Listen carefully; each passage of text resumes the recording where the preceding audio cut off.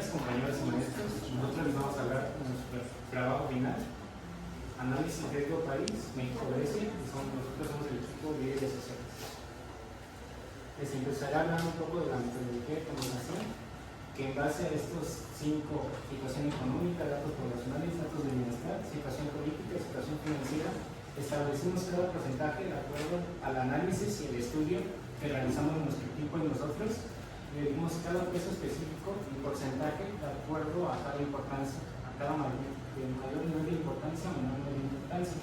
Donde en situación económica utilizamos el 25%, en datos poblacionales el 15%, datos de bienestar 10%, en la situación política 20%, en la situación financiera el 30%.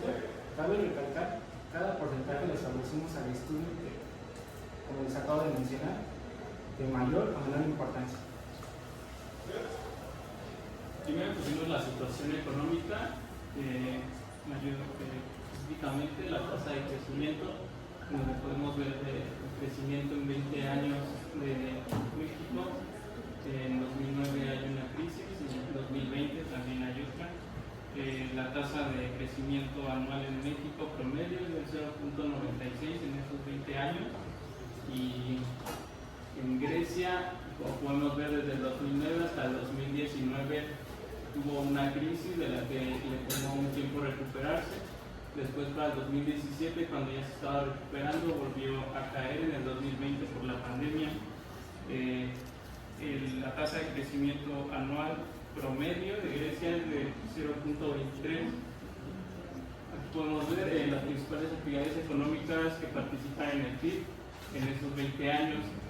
En México podemos ver la industria, que está en primer lugar, después está el comercio, después los servicios y lo demás que ocupan una participación muy pequeña. En Grecia se manejan solamente las mismas actividades, pero están en conjunto y es un poquito difícil separar los datos. El comercio, el transporte y los servicios, lo mismo, 58%, que tiene mayor participación. Después está la minería e industria y después la agricultura. Aquí podemos ver la tasa de inflación, que México tiene mayor inflación durante esos 20 años. La tasa promedio de inflación anual es de 4.29 para México y para Grecia es de 1.30. Después, la tasa de desempleo de México es muy baja, con solo 2.70, lo que le otorga una calificación de 10%, de alta de 10. El porcentaje de población ocupada es el 61% y la población económicamente activa del 62%, con calificaciones de 8 y 6 respectivamente.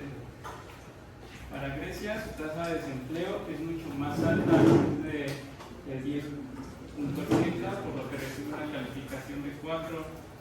El porcentaje de población ocupada del 57% y la población económicamente activa del 68%.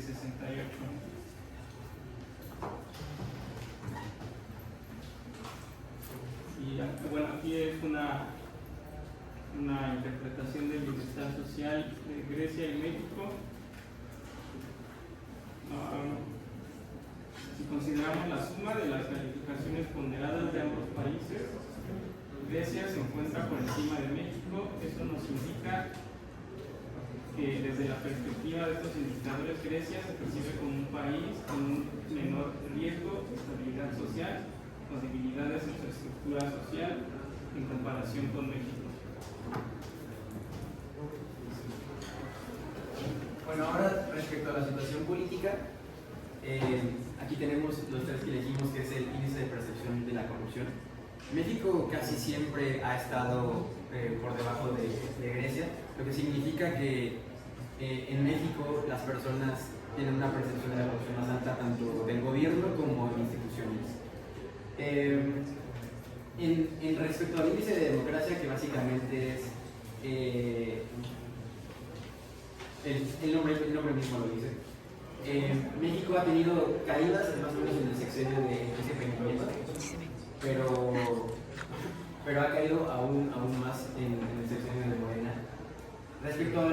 de Derecho, que básicamente lo que nos dice el índice de Estado de Derecho es que las leyes se cumplan y se hagan justo. También aquí en México tiene un rango más bajo que el de Grecia, pero a pesar de eso no hay gran diferencia. Y respecto a la situación financiera, que es a la que mayor ponderación le dimos el 30%. En los tres que teníamos era el tipo de cambio, que básicamente Grecia, al pertenecer a la zona, bueno, a Europa, maneja el euro, entonces no creímos que fuera tan justo darle la comparación contra México. El otro que teníamos eran las reservas internacionales, y aquí México se había favorecido porque las reservas internacionales respecto con las de Grecia eran muchísimo más grandes. Y al que le dimos mayor ponderación, con el 20% de ese 30% dentro de los tres que elegimos en la situación financiera, fue la tasa de interés. Aquí podemos ver que, bueno, en el caso de México, quien emite la tasa de interés es el Banco de México, que es un organismo autónomo, por eso vemos muchas variaciones a lo largo del tiempo. En el caso de Grecia, al pertenecer a la zona europea, quien emite la tasa de interés es el Banco Central Europeo, por eso vemos que es un poquito más estable. En los dos aquí vemos la misma caída en la crisis del 2008-2009, y en el caso de Grecia se mantiene igual. En pandemia sube la inflación, al igual que en México, pero hasta eso podemos decir que se mantiene bastante bien. Entonces, esa sería la parte de la situación financiera. Respecto a las calificadoras, en las tres calificadoras financieras básicamente nos dicen que ninguno de los dos países es demasiado bueno para invertir, pero que si tuviéramos que elegir entre alguno de los dos, nos inclinaremos por un poquito más hacia México. Es básicamente. Y como conclusión final, como lo acaba de decir mi compañero, ambos países tienen un buen crecimiento económico, pero después de hacer un análisis detallado, específicamente el mejor país para invertir es México, especialmente en la industria manufacturera o en energías renovables. O si decides invertir en algo más rentable y más seguro, nuestro análisis recomienda invertir en bienes raíces, específicamente en la parte industrial y residencial. Estas son todas las Y eso sería todo por nuestra parte.